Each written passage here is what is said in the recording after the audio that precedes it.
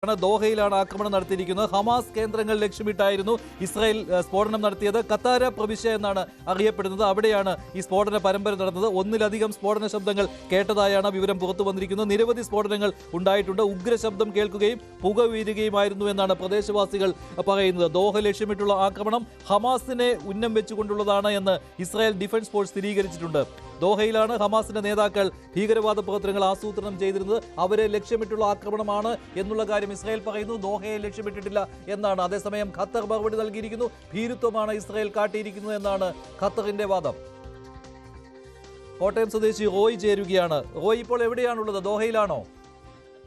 ഞാൻ ദോഹയിലാണ്. ദോഹയിലെ അൽദഫ്ന ഒനൈസ 60 എന്ന ഏരിയയാണ്. ഞങ്ങൾ ഇതിന്റെ സൗണ്ട് വളരെ ഭീകരമായ സൗണ്ടായിരുന്നു. സൗണ്ട് കേട്ട് ഞങ്ങൾ വെളിയിലിറങ്ങി നോക്കി. പക്ഷെ ഞങ്ങൾക്ക് ഇവിടെ നിന്നൊന്നും അറിയാൻ സാധിച്ചില്ല. ആദ്യമേ ഇങ്ങനെ പറയുന്നത് കേട്ടത് ഇങ്ങനെ അവിടെ പെട്രോൾ പമ്പില് സ്ഫോടനം ഉണ്ടായെന്നാണ്. അവിടെ പൊട്ടിത്തെറിച്ചാണ്, ടാങ്ക് പൊട്ടിത്തെറിച്ചെന്നാണ് അറിഞ്ഞത്.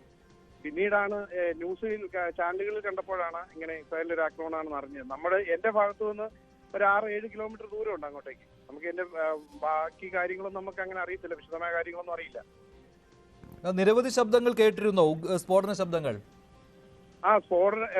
ഒരു സൗണ്ട് കേട്ടിട്ട്, വലിയ സൗണ്ട് കേട്ടിട്ടാണ് ഞങ്ങൾ റൂമിൽ നിന്ന് എല്ലാവരും വെളിയിൽ ഇറങ്ങിയത്. ഇറങ്ങി കഴിഞ്ഞപ്പോഴത്തേക്ക് തുടരെ ഒരു 6-7 സൗണ്ട് കേട്ടു. അതിഭീകരമായ സൗണ്ടാണ്. ഞങ്ങൾ പേടിച്ച് വല്ലാതായി പോയി. അപ്പൊ പിന്നെ നമ്മൾ അങ്ങ് വെളിയിലോട്ട് ഇറങ്ങിപ്പോയില്ല. പിന്നെ ഇപ്പൊ അങ്ങോട്ടുള്ള ആക്സസുകളിൽ ക്ലോസ് ചെയ്തിരിക്കുകയാണ്. എന്തെങ്കിലും മുന്നറിയിപ്പ് നൽകിയിട്ടുണ്ടോ? സൈറൺ മുഴങ്ങുകയോ അങ്ങനെ എന്തെങ്കിലും ഉണ്ടോ ഇപ്പോൾ? ഇല്ലില്ല, അങ്ങനെയൊന്നുമില്ല. പ്രത്യേകിച്ച് അങ്ങനെയില്ല. നമ്മളിപ്പോ ഈ സൗണ്ട് കേട്ടാണ് നമ്മളെല്ലാവരും വെളിയിൽ ഇറങ്ങി വന്നത്. അപലപിച്ച് ഖത്തറും ഇത് പറഞ്ഞിട്ടുണ്ട്. അല്ലാതെ അതിന്റെ ഡീറ്റെയിൽ ഒന്നും അറിയത്തില്ല. ശരി, ഖത്തറിലുള്ള മലയാളിയായ റോയിയാണ് സംസാരിച്ചത്. സ്ഫോടക ശബ്ദങ്ങൾ കേട്ടു എന്നുള്ള കാര്യം അദ്ദേഹം സ്ഥിരീകരിക്കുകയാണ്. ഇസ്രായേലിന്റെ സ്ഥിരീകരണം വന്നിരിക്കുന്നത് ആക്രമണം നടന്നിട്ടുണ്ട് എന്നാണ്. ശ്രീ മോഹൻ വർഗീസ് ചേരുന്നു തത്സമയം. ശ്രീ മോഹൻ